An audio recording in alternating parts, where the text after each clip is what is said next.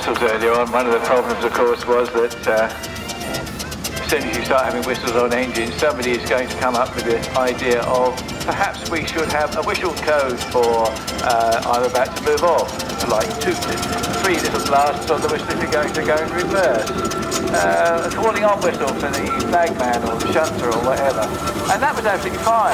A lot of the railway companies had their own system of whistle codes, and that was okay until you ended up with engines running on railway lines that belonged to other companies, and you could quite often end up with steam engines having different whistle codes on the same line, which didn't help very much.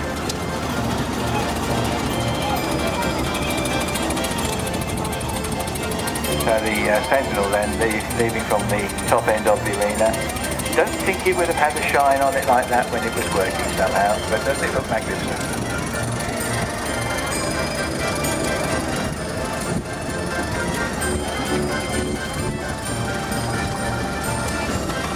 So the miniature engines are remarkably powerful. There was a situation where a full-size one was pulling a hedge out, which ran eventually behind a line of bungalows. They couldn't get the full-size engine behind these bungalows, so they went back and they got their 6-inch half-scale model, miniature, and that went along and was doing the job just as well, no trouble at all.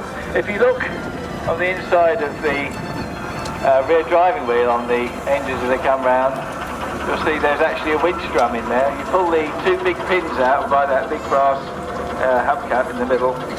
You pull the pins out, the axle can then revolve freely inside the wheels. You chop the wheels up and you can then use the winch to pull things towards the engine, or pull the engine out of trouble, whatever you want to do.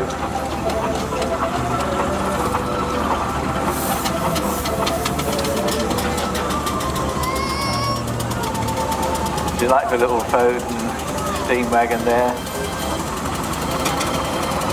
This one's on pneumatic wheels.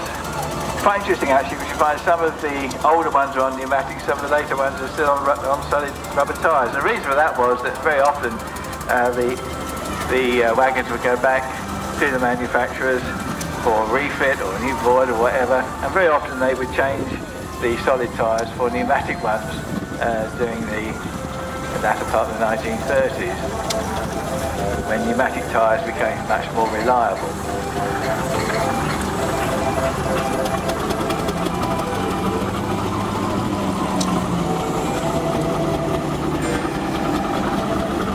And we're talking about the dampness in the ground. In fact, if you look at the front roll of this machine coming past now, you see where it actually stopped. The bottom of the roller is exceedingly wet, where it's been squeezing the damp out of the ground. We had quite a lot of rain here this morning, unfortunately, and it's making life a little bit difficult for some of the steam models. This other one coming along here now, number 12 in your programme, that's wheels on that, very wet, where it's picking water up.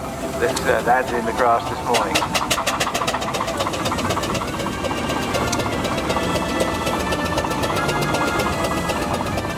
What we don't want to do here, of course, is to get the engine stuck, because then you end up with holes in the ground and you know, you're going to fill it in with something, and it makes life difficult for the second day of the rally. So we don't want to carve the place up before we give it back to the owner on Monday.